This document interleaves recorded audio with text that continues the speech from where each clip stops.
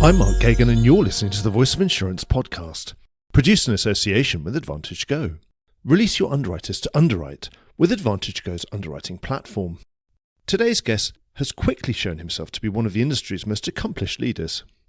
When he took over at SiriusPoint just over 18 months ago, he gave the business a tough but clear turnaround plan that he executed quickly. Now just coming through the other side of a remarkable change in fortunes, he's brimming with confidence and ambition to move the business he runs further up the performance percentiles. Scott is a very strong communicator, and the next 40 minutes are packed with very specific ideas, strategies, and clear direction. With someone like Scott, you get the impression that you will always know where you stand and exactly what he expects of you. But the very detailed nature of his responses shows that he also listens extremely carefully to what questions he's asked. SiriusPoint is very much marching to his beat, and he's a very engaging, disarming, and direct podcast guest. Listen on and hear for yourself. Enjoy the podcast. Scott, welcome back to the Voice of Insurance. Thank you very much. Great to be here. It was about a year ago we last spoke, and well, you've done a huge amount since then. So fill us in on what's happened, and also what's the agenda for 2024? We've been really, really busy, Mark. So that part I can definitely I was just agree doing with. the research. I was just trying to catch up on all the things that have happened in the last 12 months, and there's a lot. Yes, it is a lot. And look, I've been very clear when I've spoken externally that a huge gratitude goes to all the people here at SiriusPoint who I think have worked incredibly hard. And I'm afraid outcomes don't happen by accident. They take a huge amount of work. And so I'm really grateful for how hard people have worked here. I'm also grateful to our stakeholders. I think I mentioned this when we last spoke. They've had to be patient with us. And so that includes our brokers, it includes our shareholders, amongst a few. And so I'm really grateful to them for their patience as we've gone through the turnaround. But I think 2023 for us was such an important ending, and really for me it marked the end of the turnaround. And that perhaps is a grand phrase, but really what I'm trying to get at is to say the major surgery which we had to take from the position in which we started, that major surgery is now over. And I think anyone who looks at our results in 2023 can really see not only the quantum but also the improvement in the quality. And I think that's a really important measure. And so when we first started the journey, we said we're an underwriting first company. And so the number one metric we will always be judged on is our underwriting performance. And we improved our combined ratios over 10 points year on year. I've tried to manage expectations. It won't be 10 points improvement every year. I promise that much I can be certain about. We know it can't go to zero. Well, maybe some people would like that, but truthfully, that's a quantum leap in a year. And that's our number one measure that we always keep coming back to when you're an underwriting first company. But I think the second thing is, if you look at our other sources of earnings from MGAs, from investments, we've had a really, really, really strong year in that regard as well. And all of that has manifested itself in us being ahead of our expectations. So we set some targets on ROE and on cost savings, which we've managed to achieve a year ahead of schedule. And therefore, as part of our end of turnaround, we've reset our guidance for the company beyond 2023. And as you can see from the ROE guidance that we've given, our ambition is to do better. A phrase you'll often hear me say, Mark, is 2023 in itself is not a destination. You know, we have an organisation here that we want to keep doing better, and that's the ambition we walk through the door with every single day. Yes, and in the full year results, you were saying that your ambition now is to be an outperformer. Yeah, but look, if I had said that right at the beginning, I think everyone would probably have thought I was mad, yeah? I was yes, first get up to being a performer rather than a non-performer. Average is a part you have to pass through, right, to get to outperformance. And we were below average at one point in time. And that's perhaps not a nice thing to say, but the truth was the results, the share price, everything showed that we were not performing well. I think in 2023, which marks our fifth consecutive quarter of underwriting profit as well, which I think is important, I think what it does show is that we are back amongst the pack. And the truth is, we don't want to stop there. There is not anyone in this company who wants to be average, starting with me. But wanting and having an ambition to be amongst the best in class in itself means nothing. It comes from hard work, focus, dedication, execution. Those are the things that we're very focused on here at SiriusPoint. So how are you going to do it? What's the plan? There's lots of things you've said to analysts and journalists probably around your full year results, 23. But let's go into more detail. What's the plan? Yeah, so Mark, it's a good question. And if you just pick underwriting to begin with, so our underwriting performance, I can sit here and say in 2023 it was 10 points better than the previous year, etc. But there's a lot of people out there who are doing better than us. And so that's a really important sort of reference point for us. So we need to do better. And so for us, the surgical parts of that improvement are over. I suppose, is it the first phase of doing better is by stopping doing some of the things that really weren't very good, that are obviously not good. And now do you have to move to a phase that's, is it harder to now be really, really good at some new things or? To some extent, that's correct. Although I'm going to push back slightly, right? I think just stopping things is not what we've done. We've actually built things as well, but we had to stop certain things, no question. It's certainly a feature of remediation is of course. A good thing to do is to stop doing some of the things that are pretty bad. Listen, if something's hurting you, right, don't keep walking towards it. And so we did have to make some tough decisions, but we've also really importantly during 2023 put some infrastructural blocks in place. They're not finished. And there's a journey that we need to go on with them, whether it be our culture, whether it be our IT investment, whether it be our investment in data. These are things that you don't fix in 12, 18 months. These are things that will probably take 3, 4, 5 years to really become the DNA of this organisation. So these are the things that we're focused on. But back to your question of, what's your plan? I think we move from what I would term surgical interventions to a phrase I use within the company of we now need to chase the 1%, because it's that series of incremental improvements in everything that we do, right, that differentiates, in my view, the best-in-class performers to the average performers. It's having that attention to detail, that grip on the organisation, caring about everything, prioritising well, and then executing like mad, because execution, I'm afraid, is a differentiator in our marketplace, and we aim to be amongst the best in that regard. That's our ambition. And so we're in a phase more of growth rather than trimming things down. Where's that growth going to come from? It's probably been our most difficult message, Mark. So when we sit here and we deliver our 23 results and we look ahead to 24, I've had to set a realistic ambition during 2024 for our top line. Why? Because we obviously have an overhang of some of those surgical decisions we've had to take. Those have an overhang, I'm afraid, into 2024. Well, there's always a lag, isn't there? Of course. I mean, it's just the simple accounting maths, to be frank. But actually, what we've also announced alongside our results is several areas of growth. We announced 9 new MGAs, for example, that we onboarded during the year, where we signed up new distribution agreements. And so for me, 2024 is a transition year between what I would term the sort of big decisions we had to take, some of them the stops, the building of the growth engines, and 2025 is when we should stand and be accountable for this is the organisation that we are. And I would hope, and our ambition certainly is, that we have an organisation where the top line is growing. But of course, that makes us stand out at the moment because many of our competitors are announcing lots of growth in their top line, but they haven't gone on the journey that we've gone on, and they didn't start where we started. So context, I'm afraid, and it's not an excuse, but context is everything. Where you start from is really, really important, isn't it? You can't do anything about that and you have to just catch up. Well, I turn it round the other way. If I'd said 12 months ago we're going to grow 20%, I think people would have run for the trees. I think your stock price would have gone down 20%. I think it would have, but life is fickle, right? Life is fickle. And so the truth is we will always be compared to our competitors, and rightly so. I'm not being defensive in any way. We will be compared, but we're on a journey, and we don't judge ourselves by a quarter, by a month, by a year. But ultimately, by 2025, we want to have an organisation that is both profitable and performing up there amongst the best in class. That's where we would like to get to, but also that has a top line that is growing. Why? Because if you're doing the right things for your customers, they should want to buy your product. It's really as simple as that, and that's where we want to get to. And it's a reflection of the quality of this market anyway, that you should be growing in a market that's growing premiums and is growing rate. Completely agree, and no excuses from me in that regard.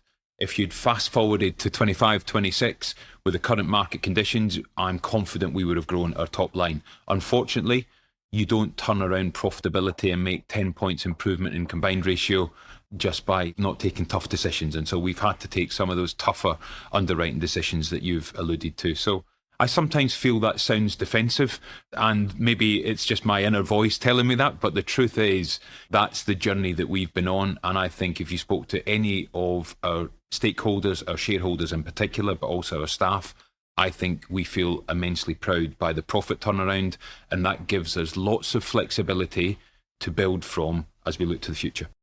Sorry to interrupt in mid-flow, but this is just a reminder that you could be advertising right here, right now, and getting your message directly into the ear of key decision makers in the insurance industry. And you'll be doing it while they're absolutely in listening mode.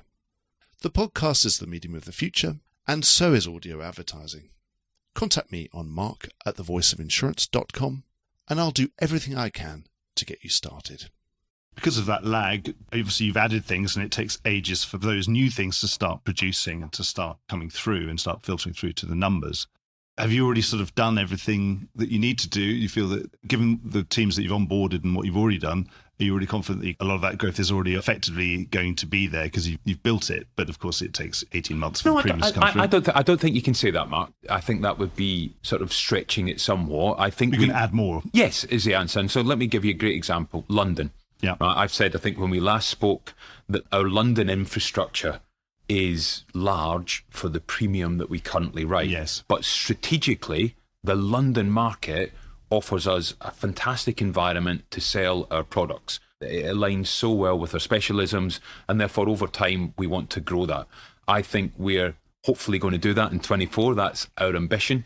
We've had our stamp increased by Lloyd's, which I think talks to the relationship that we have with the Lloyd's market. But I think that will take more than just 1 year. We're attracting talent to the organisation. You've seen many new names join the company. And so I think that's not just something that we planted all the seeds in the first 6 months, 12 months. I think we will continue to plant them over time. Yes, in terms of London, when you're analysing London, what do you see as its strengths and weaknesses? It's sort of, you've alluded to one, that there seems to be that there's probably a right size for a London operation because of the fixed expense involved in being in London. Would you agree that there probably is a right size for a London operation? Yeah, I mean, I wouldn't be overly scientific, but if you want to play in that market and have the infrastructure like a managing agent, you want to have your syndicate, etc., then look, I think a degree of scale helps you spread that fixed cost. And certainly that's true for us. I think if we were bigger, we would be more profitable, not because of our underwriting, but because we would be spreading our fixed costs further. And therefore, that's what's behind my comment when I say we would like to grow into our skin to some extent. That doesn't substitute for good underwriting is the number one priority, always, always, always. And so it should not be growth for growth's sake. But look, I think the London market is a market I know well. It's unique. There's nowhere else like it in the world. It's where people come for solutions. It's where complex risks are attracted to find the meeting of buyer and supplier. And therefore, for me, it's a fantastic market for us to operate in. And that was why when I came here, I was very clear. I made some tough decisions about maintaining our presence in the London market. And I'm absolutely delighted that myself and the team did that. Well, any weaknesses to London, do you think? I'm not sure I'd use the phrase weaknesses. I would say, are there things that they need to concentrate on? Yes, of course. It's a market and a business like anything else. And so for me, if you don't pay attention to the world around you and you slightly fall asleep, then guess what? You get overtaken. And I think the Lloyd's market is an example of that as well. And so whether it be focusing on AI, whether it be focusing on data, whether it be focusing on automation, I'm afraid the market in itself has to focus on those things as well. Otherwise, people will find other places and other solutions might pop up, and that could be a threat. So I don't think it's a weakness per se, but I think we all have to think of the market through those types of lenses, just to give some examples. It seems to be that we're at a time where there's some technological transformations finally coming to London, and certainly, we've got some big switch offs and switch overs. I really don't want to call it Big Bang because I'll probably get in trouble, up on the 12th floor of Lloyd's. But it's the sort of thing that journalists might call a Big Bang. Do you think that we're going in the right direction? Yes, I do. Completely do. And that's why I'm saying I think we've all got a part to play in helping support in that transition. I'm fully supportive of the direction that the market is taking. And I won't use that phrase, but I do think I'm happy with the ambition and the pace that I'm seeing, and I'm fully supportive, and we'll play whatever part we can to help shape the future of the market. And you get the benefits of it. 100%. If you make it work. 100%. And it's a market we want to exist today, tomorrow, and in the future. What about the capital question? So with growth, do you need more capital to do that? Obviously, in London, there's so many different capital solutions available to you these days that weren't necessarily always there back in the old days. Well, the great news is, Mark, when we published our full year results for 2023, our capital ratios are actually really, really strong. And I think probably stronger than most people had anticipated. And so the great news is, as we sit here today, as a fact, our capital ratios are strong. If you fast forward, I think they will get stronger. That's certainly the path that we're on, both from our organic capital generation, but also other things that we're doing.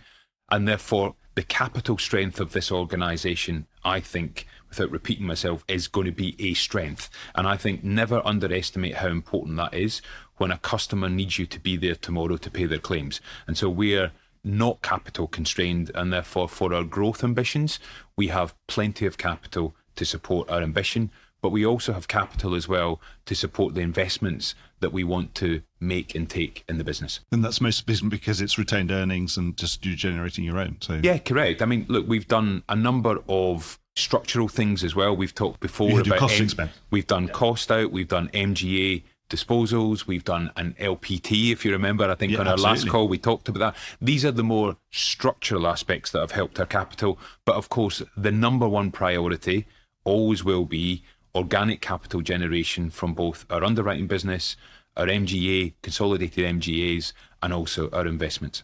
Oh, and just a quick abbreviation, Buster, would be LPT is Lost Portfolio Transfer. Transfer. A legacy deal, as we might just call it in the press. Much better. Much better. we get caught in jargon land here in insurance. Back year's deal to free up capital, etc. The market's changed a huge amount, and obviously you've changed a lot in that time as well. You're in insurance, you're in reinsurance, and you're in fee-generating businesses. You've got equity stakes in different MGAs and things. But we'll talk about that in a bit more detail later on. But the market dynamics are always changing, and obviously you have capital and you want to allocate that capital to where it's going to get the best returns over time. So we've had a much better reinsurance market than we had before. Obviously, the insurance market has been improving for quite a long time. And now, obviously, like there are many mini cycles going on within different classes within insurance, as we know that some still have been softening for a couple of years already. How's that changed your calculus of what an ideal balance is with SiriusPoint? Or do you just allow it to say, well, it'll change its balance naturally on its own? Because if reinsurance is good, then reinsurance is obviously clearly going to grow as a percentage of what we do just because on rate alone. All of that is probably a bit true, but let me try and... Because even if you do nothing, it'll still change. Correct. So let me... I'm not being flippant when I say probably everything you said there is truthful, but let me start strategically to begin with, because I think that's at the heart of the question that you're asking me. So I think... Do you have an ideal... And has that changed because the market's changed? Look, I would say not necessarily linked to the market, but we've gone on record, I've gone on record as saying that we want to grow insurance proportionately more than reinsurance. I've gone on record as saying that. I sometimes get slightly frustrated because people take that as we're shrinking reinsurance. That is not true. It could just grow at a relatively lower rate. Correct. Thank goodness, Mark. You know, that's exactly the basic quote. maths. Yes. Yeah, that's the quote. But it's, and I understand why people have taken that view, because obviously one of the surgical decisions we had to take was in the reinsurance market, if you remember, in the last quarter of 2022 when we exited Property Cat International. So without being flippant for a second, I do know why people take that phrase and sort of extrapolate it forward, but it's not true. We are completely committed to the reinsurance market, but we proportionately want to grow insurance over reinsurance. If we sit here today, we're probably, without being spuriously accurate, 65% insurance, 35% reinsurance. And I would say, you know, might that grow a little? Yes. Is it going to sort of fling wildly one way or the other? Not particularly. And I haven't given an exact number as to what we're aiming for, because honestly, I'm not quite sure you can ever be that purist on these things. But your second point, which you alluded to in there, is will that move around at different points in time depending on market conditions? 100%. So if I stood up here tomorrow and said we're 60% insurance, 40% reinsurance, would I have beads of sweat on my brow because somehow I had shifted the dial? No, as long as the economics are right. And the last part of the question, which I think is really, really important, and for us as an organisation, a really important part of our culture, is that we have an agility between insurance and reinsurance. So we will sometimes access markets in different ways, depending on the economics and depending on the solutions that customers want. And for us, that's one of the reasons customers come to SiriusPoint, and that part of our DNA is so, so, so important. So I think broadly, big mix. I think I'm not uncomfortable. We'll probably grow insurance a little more. Any quarter, any year, could it move around? Yes, and I make no apologies for that. Because sometimes you just can't access business via insurance. You've got to access it via reinsurance. Well, link it to your last question, Mark. I've got capital. If I can see an opportunity, for example, in the reinsurance market where I can deploy capital, it aligns with our capabilities, we can do great solutions for customers, we can make good economic returns, guess what I'm going to do? I'm going to deploy it, because that way I can make more money for shareholders, and that at the end of the day is what we're here for. But what I will not do is deploy money recklessly. I don't want to put words in my mouth, but so where are those better opportunities? It sounds like they're probably in insurance at the moment. I don't think that's true, actually. And again, one of the things that I've commented on going through the results season is there's a sort of mild obsession about property cat and the rates, and all of a sudden people saying we're not getting the same rates as we did last year. Well, I really hope not, because it was a market correction last year. But what we are seeing and what we've seen is we have carried rate. Obviously not the same rate as the year before. So we are still seeing, for example, in reinsurance, attractive markets. That doesn't mean to say every single case is attractive, but we do see market conditions generally as being attractive. And I think if we stood back and just used our 1/1 renewals as an example, covering both insurance and reinsurance, we would say that we carried rate in line, maybe even slightly ahead of our expectations, and therefore that talks to a set of markets both in insurance and reinsurance that we think are attractive, that align well with our specialisms, and we think we can deploy capital well. And certainly as a buyer, I presume that at least it was much calmer and it was much easier to know what you were going to get for what you were going to spend. Well, we had a slightly different situation, actually, if I'm being really honest with you. So one of the things we disclosed at our full year results was our retro purchase, which is what you're alluding to, where we jumped to the other end of the telescope and looked back. And actually we purchased, for the same amount of money, more capacity, lower limits. And for us, that was a big proof point, back to our context and our journey again. That was a really big proof point where the markets... Was that lower attachment points? Lower attachment points, yeah. So effectively, that was a real statement from the market to say, we believe in the underwriting journey that you're on, because effectively we've used our money to buy better cover. And certainly I'd say retro probably is the ultimate underwriting market where the underwriter is really underwriting the underwriter. You're right to say that is a statement of greater credibility in what you're doing. But that's true for us as well, Mark. Yeah. So when we work with MGAs, which is obviously a core part of our strategy, a big part of what we look for is those quality underwriters, the relationships, the data, etc. So I think that statement actually covers more than just the retro. I suppose retro is just compounded because you're an underwriter who underwrites underwriters who underwrite underwriters who underwrite underwriters. So, and that's... I'm not going to repeat that, yeah? Yeah, I'm going to get everyone to try and say that. I'm not going to repeat it, but what I can tell you is people have looked at our results, seen the progress that we've made, and actually, more importantly, they don't just get seduced by the number. They obviously look below that number, they dissect it, and that's my comment about the quality of our earnings. I think what people are seeing now at SiriusPoint is the improvement in the quality of our earnings and really the track record that we're beginning to build. And that is what people are seeing very, very strongly. So there's less uncertainty in the mind of a retro underwriter than there would have been. Correct. I'd say. Correct. Another big part of your changes that you've made in strategy since joining, and we discussed this last year, but I mean, obviously I'm a media person, so I know that sometimes you have to discuss them almost ad infinitum before people actually notice that you're doing it, or before they stop misunderstanding what you're doing. In your annual results, you disclosed that you rationalised and you got some of the capital back, and some of these must have been successful investments, which are good and nice source of new capital. You're down from 36 equity investments in MGAs to 25. Where's that going to tend to? Is it going to tend to zero? Because obviously then people will extrapolate, like in the way that they extrapolated you moving out of property cat into you not doing any reinsurance at all. How should we read it? Should we say that one day you won't have any equity stakes in any MGAs? But then you've also just said that, of course, you've got relationships with MGAs and you've just added about, what was it, 9, I think you just said. Yeah. So let's go back a stage strategically. Number one, the reason that we made the strategic decision, which is to have less equity investments in MGAs, is because as an organisation, to manage 36 investments is a lot, and it takes a lot of time, it takes a lot of energy. It's a lot of board meetings. It is a lot of board meetings, but it ties up a lot of our organisation. If you go back to my first strategic statement, which is we're an underwriting company, do we really need to have equity investments to have a successful underwriting company? The answer to that is no. We have got hundreds of distribution relationships with MGAs, and those are obviously different to the equity relationships.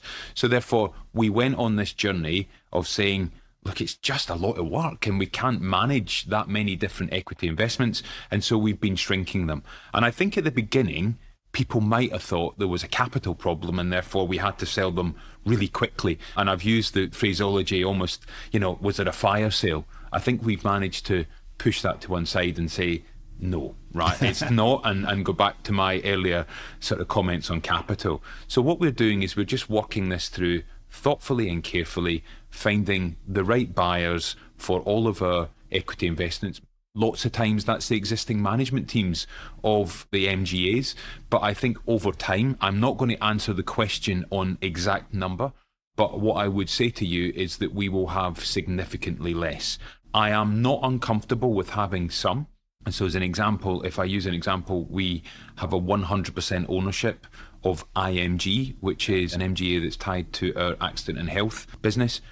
Fantastic, grown really well during 2023, incredibly happy owner of that MGA. So I think unlikely ever to be zero, but will be significantly less than the 25 that we have at the moment. There's no point telling everyone you're a seller because they're just going to chisel you down on the price. But the two things I've never commented on are the names, because it would be hugely disrespectful to do that. No, you don't want to be working at a place that where one of your major shareholders I would never do. I'm going to sell. I would never do that, and I've never given the quantum. And I think all we try and do every quarter is we just give a factual update, which is really the progress against our strategy. And obviously, I've explained the logic to you of why we're doing that.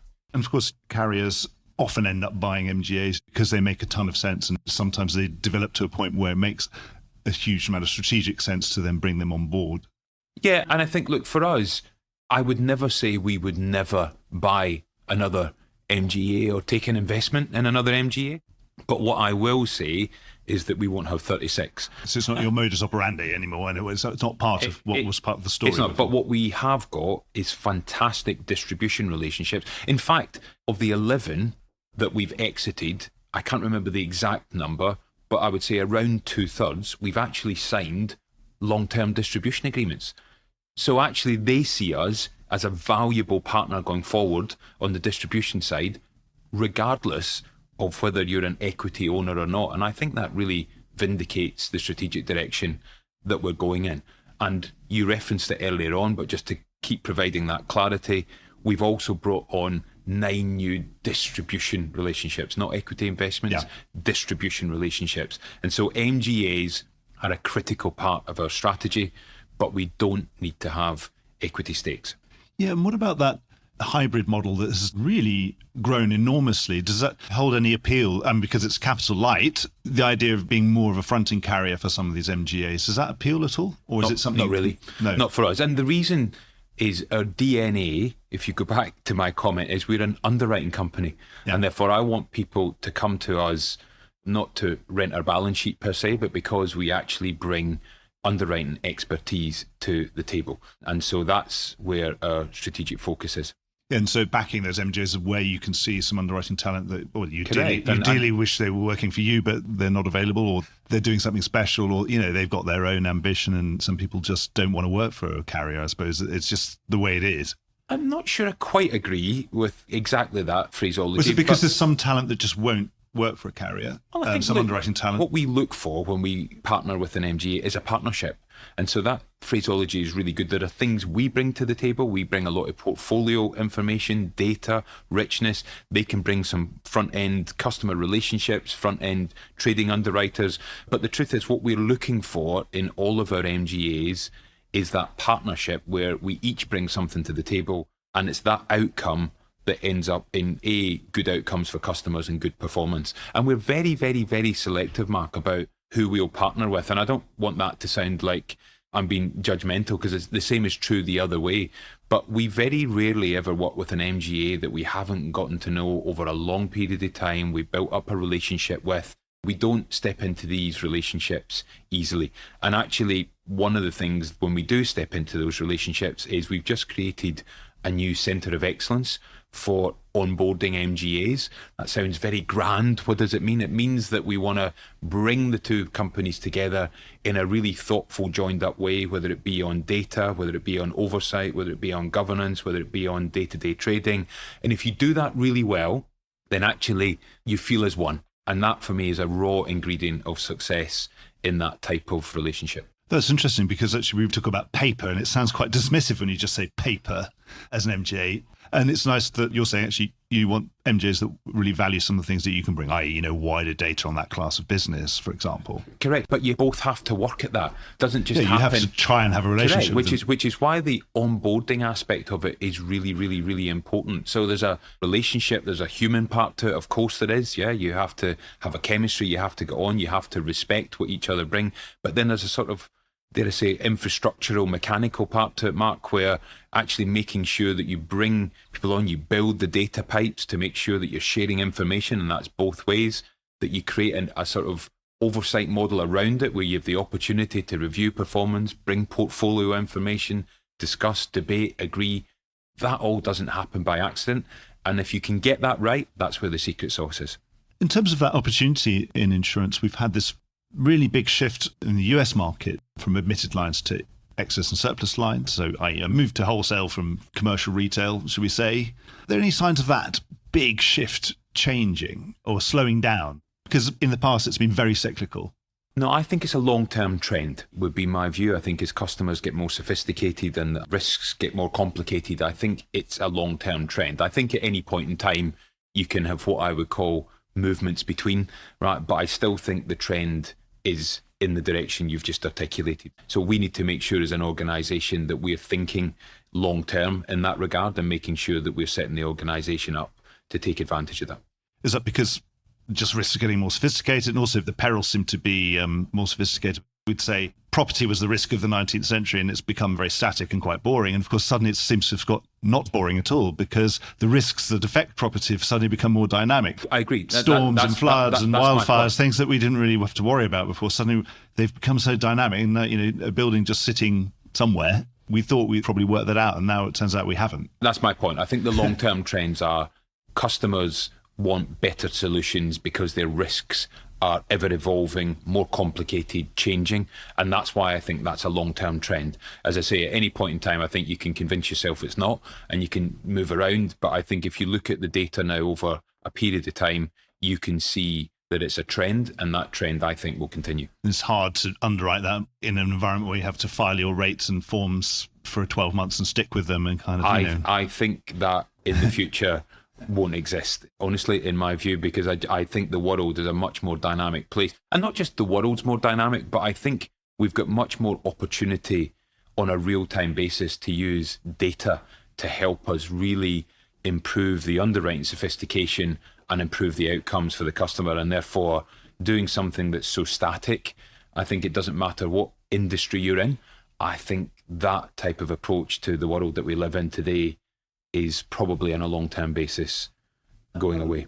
Big thing we've been debating, certainly in the last 12 months, but we're always debating it because it's the nature of this class of business of casualties that it's bound to be debatable because it's got the most uncertainty attached to it because it's the longest tail. Where are you standing?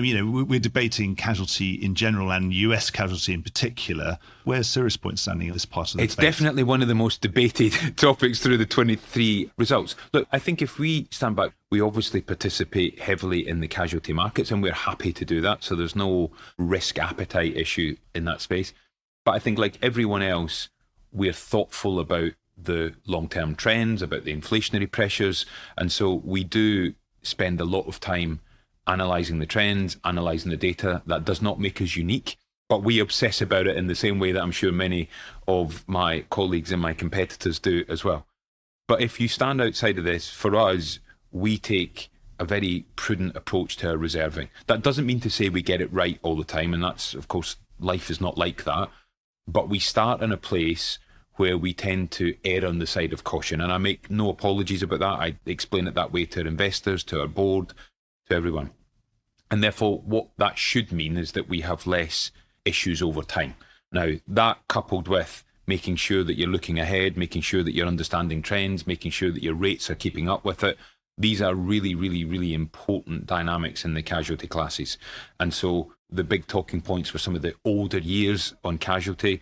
And then there's a secondary topic that's come out of that, which is, are you only worrying about the older years because the younger years haven't developed yet? And the answer might be they may follow that same trend. But if you look at the rating environment over that period, you would say that actually higher rates have been carried, et cetera, et cetera. So look, for SiriusPoint, I don't think we sit here with real concern, but there's also no complacency. We do keep looking at the trends, and we do want to make sure that our pricing keeps pace with those trends, and our reserving will always err on the side of prudence. So you sound fairly neutral.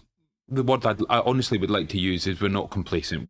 Every single quarter, I promise you, we obsess about it in the same way that everyone else does, but I don't feel sitting here that we've got a problem. Well, I'm glad. Yes, I think that there's no room for complacency ever in anything to do with casualty. No, never. I agree with that. That's one thing we can definitely agree on. Absolutely.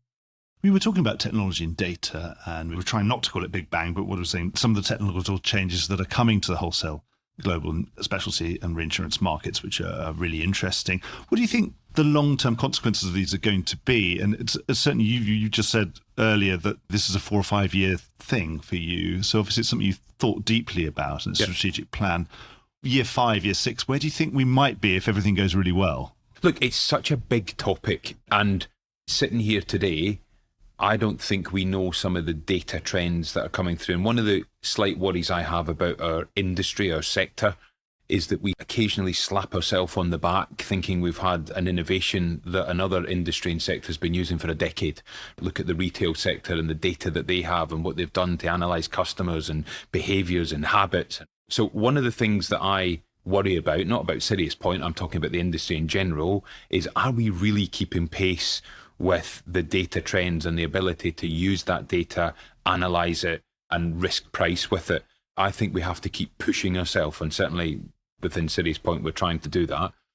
I think the second thing for me, which is again an industry problem in a way, is it's not so much getting the data, it's just the quantum of it and how you analyse it and how you pull through trend and then how you then price using that data. That's hard. And I think as an industry, I'm not sure we've really worked out how to use just the quantum of information that we can have and distill it into what I would call information that really helps us risk price. I think we're always looking for the next data source or the next. There's so much data now, Mark, and I think that's the bigger problem, which is how do you take it and sort of distill it and then pull out the insight and then price. And I think we're all slightly searching for that golden thread. That's going to make a market because people are going to come out with different answers, aren't they? Yeah, 100%. But I think the common problem we all have is how do you take the amount of information that really is available to us now? I mean, look at where we are today versus 2 decades ago. We could never have dreamed of having the sort of information that we have available. You can purchase it, you can buy it, you can get it online.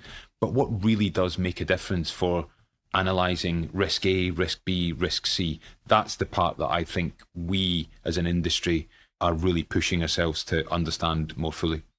This is that sort of underwriting skill. What about on friction in terms of distribution, having APIs through to brokers, that kind of thing where you're almost sort of doing some sort of Vulcan mind meld? I don't know. That sounds very grand. It makes me sound like a real Trekkie, but I don't know. But it's sort of that kind of thing where brokers are very, very seamlessly placing business with you and you're bidding on what they've got in front of you.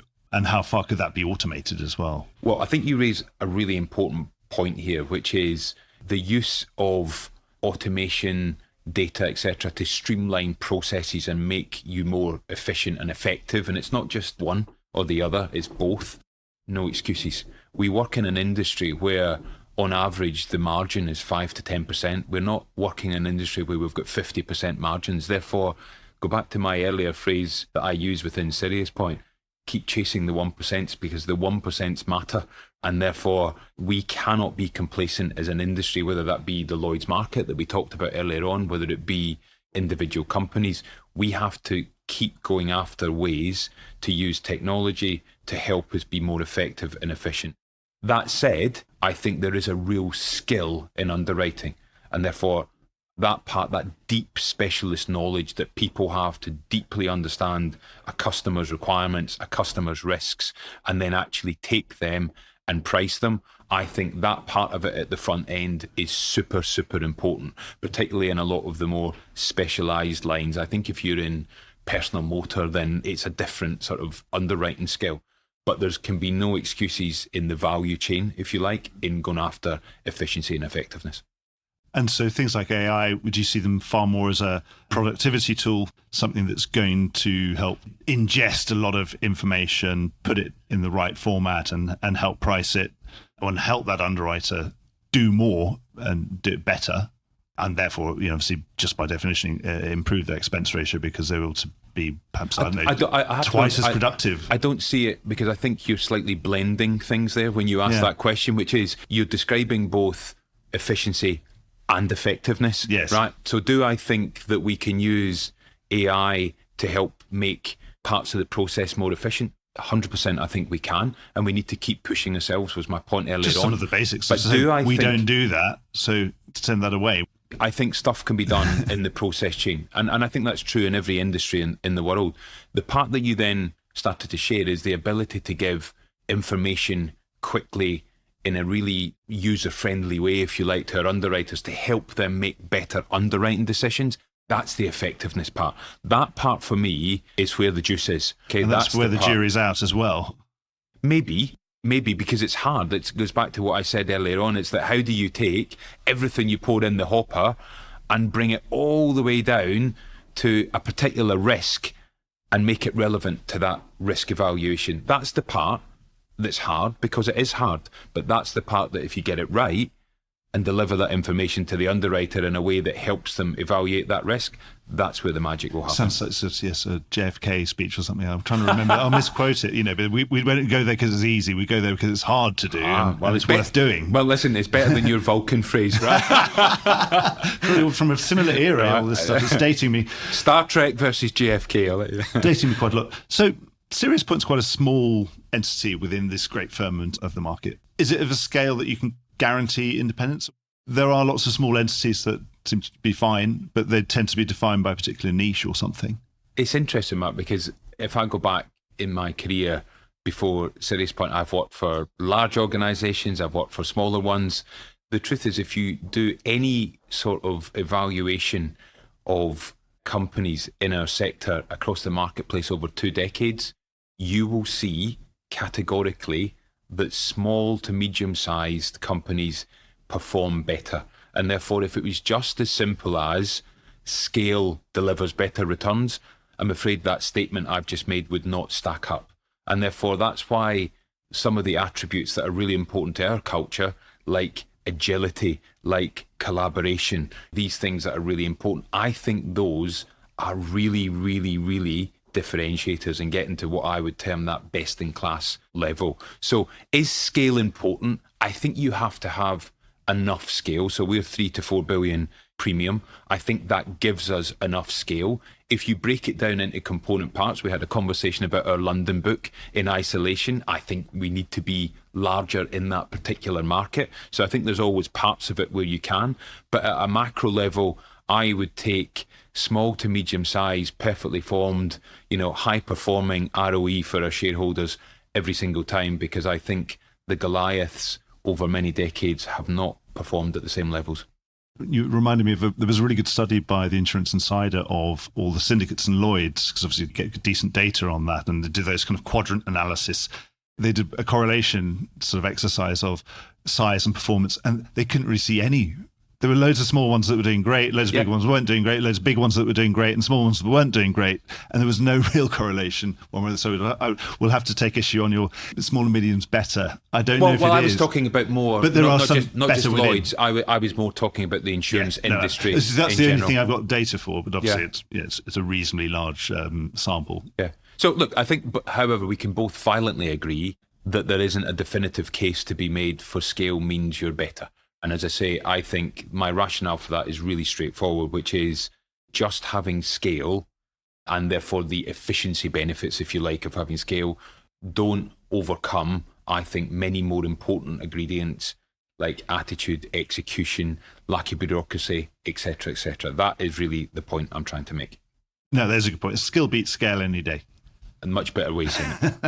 You were talking about hiring, and I suppose we're in a situation where you're looking to hire people, and we're always talking about how it's difficult to find talent. What's your pitch when you're out there trying to hire top people?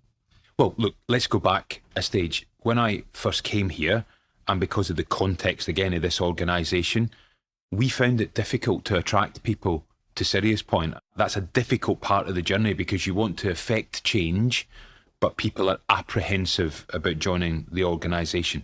I fast forward now 18 months, and if I look at the last 6 months here, and I think you can read in the press, all of a sudden, people are wanting to be part of this journey. It's one of the things I'm most proud of, Mark, that actually we're attracting talent again to the company. And that's building on the existing talent that we have here within SiriusPoint and complementing it with new and fresh ideas and people. And I think that's a really important component of any successful company. And so when I'm out there talking to people, this is a company who has an ambition, number one. Number two, a company that people can start to see is transforming itself from underperformer to, let's agree, middle of the pack now, but with an ambition. That can be quite exciting for people. Three, it's a company that respects and wants people to bring deep specialisms to work, where we can really take that to the customer, really deeply understand their risk and deploy those solutions.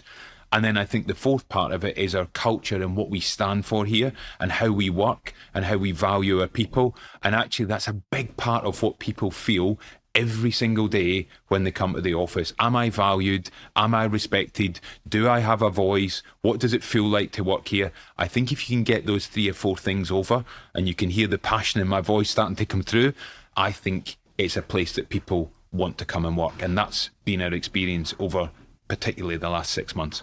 Well, certainly, I'm sure we can pick up some of the noise of the bustling corridor that no, going past. It's like a bus stop, yeah. Lots of happy people running past, so yes. Look, I think there's a lot of beginning again to have pride in the organisation. This is a really important part. People want to come to work and feel proud of who they work for and what they do. And I think, truthfully, in its past, that's been quite hard when the company is underperforming. I think there's a real sense of pride that SiriusPoint is back. And that is exactly how I feel. It's how I feel in my gut. And it's how people feel here every day. And there's a steely determination in everyone's eyes. The chins are out and we are absolutely determined to fulfill that ambition. Well, Scott, I think anyone listening to this can hear some of that steely determination in your voice. So I really appreciate you coming on the show again. And let's book a date at some point in the future because things are moving so fast. Super, Mark. Thank you very much. Well, I hope you enjoyed today's episode. If you did, don't forget to subscribe or leave a like or a review or recommendation on whatever podcast platform you used to access this program. These really help get the word out. Before we go, just a quick reminder that advertising slots are available here and in other places in the Voice of Insurance podcasts. Podcasting is the fastest growing medium and attracts a high quality audience of key decision makers. It's also an intimate medium where you, the listener, are right in the room with me and the interview subjects. Needless to say, that means it's a great way of getting your message out directly to an audience because you know you've got their full attention. It's also very cost effective. So get in touch with Mark at thevoiceofinsurance.com to find out how you could be speaking directly to the industry. The Voice of Insurance is produced in association with Advantage Go. Release your underwriters to underwrite with Advantage Go's underwriting platform. Voice of Insurance is produced by me, Mark Egan. Music was written by Anna Egan and produced by Carlos Egan.